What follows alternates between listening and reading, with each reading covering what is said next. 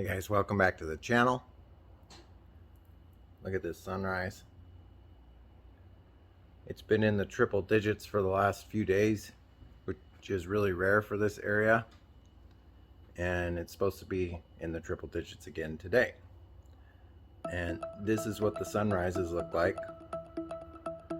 when we have high humidity and high heat.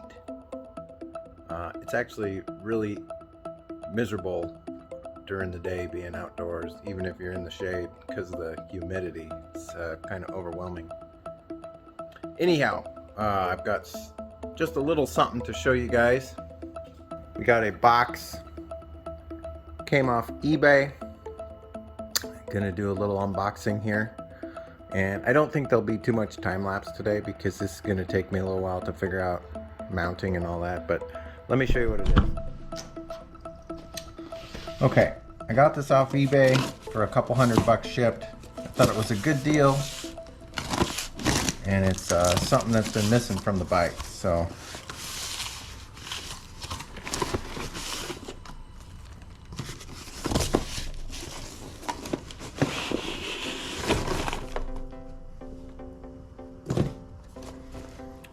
it is a TomTom Rider 400. This is an older version. I think the newest one is a 550, but they are the exact same size, and you can update the software on them and the firmware on them to bring them closer to the most current version. So let's open this up, and then what I'm gonna do is try and figure out a way to mount it. And it came with a bunch of extras. So this was a used unit, and boy oh boy, really well packaged, that's for sure. So this came with a extra ram mount for mounting it on the bike, and it's got a lock on it. So yeah, just a couple extra pieces and bits. Is there a key in here somewhere? Hopefully there's a key somewhere in here.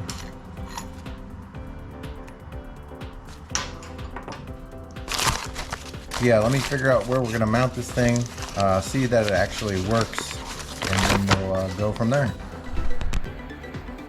Okay guys, after screwing around updating this thing for about an hour, I finally got it mounted up and wired, and I wired it into that very first accessory 2 circuit here that's up front. Remember, we've got the grip heaters on there, which are 5 amps. This USB charger, which is like 2 amps, and then this draws about an amp. So we're still within the 10 amps that we need on that circuit, or we're under the 10 amps that we could use on that circuit. I like this base mount for it because you can flip it in whatever direction you want. What I don't like is this convoluted ram mount. Now keep in mind that this was a used deal on eBay, so it was $200, which was, you know, a lot less than if I were to buy this ram mount lock. This has 2 ram mount locks on it, or basically this is $50 and this is another $80 if you buy these separate. Not to mention that this unit itself costs about, you know, $350 to $400 depending on where you buy it. So for $200, am I going to complain? No. However, I did order it's called a pancake mount, which basically allows you to mount this directly to this crossbar without all these ram mount balls and all this other stuff going on. So I did order that, and I will swap it out at that point.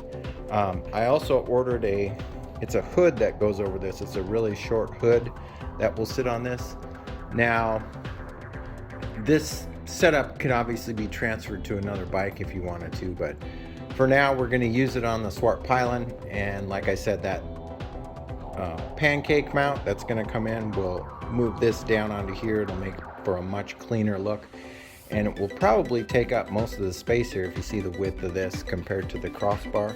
I think it's going to look pretty slick on there, and it'll remove this U-bolt setup going into a ball mount, and then the ball mount goes into an arm, and yeah, it's really kind of convoluted on there, and I don't like that. But for now, we'll use it just like this. There was something else I was going to tell you guys, and now I forgot what it was. Of course, obviously.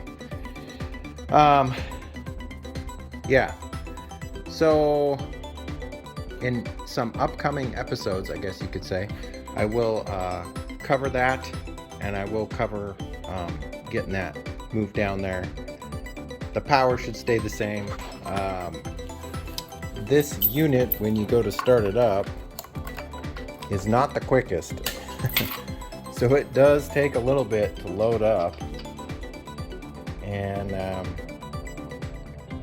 but once it gets to the main screen, everything seems to work the way it should.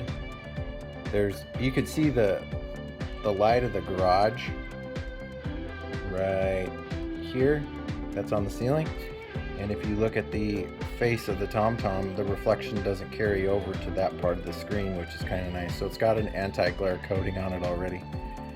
But yeah, for 200 bucks, I'm not going to complain. It's a navigation system. It's something that I was missing from my car. I'm so used to inputting an address and driving there, so I figured this would be pretty nice to have on here. And this is the rider version, so some of you are going to wonder, oh, is it waterproof? Or yeah, it is. They're made for motorcycles.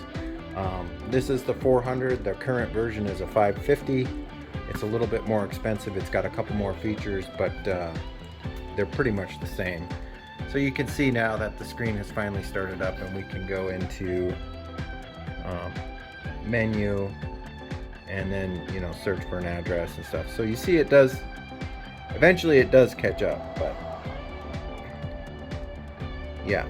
And then we can go in and manually turn it off. So that's probably gonna be it for this episode. It also turns off on its own if you take the key out of the ignition. If you guys like this episode, give me a thumbs up. If you're not subscribed yet, love to have you as a subscriber. You're gonna want to stay tuned. We have a 4-day expedition coming up in the Adventures with Abel series. We'll be taking the mini bike back out, and Willow's Kawasaki KLX. She's getting new tires put on that now. The tires that she had on there were really old and cracking. But other than that, I hope you guys are staying safe, taking care of each other, and as always, I will catch you next time. See you later. Bye-bye.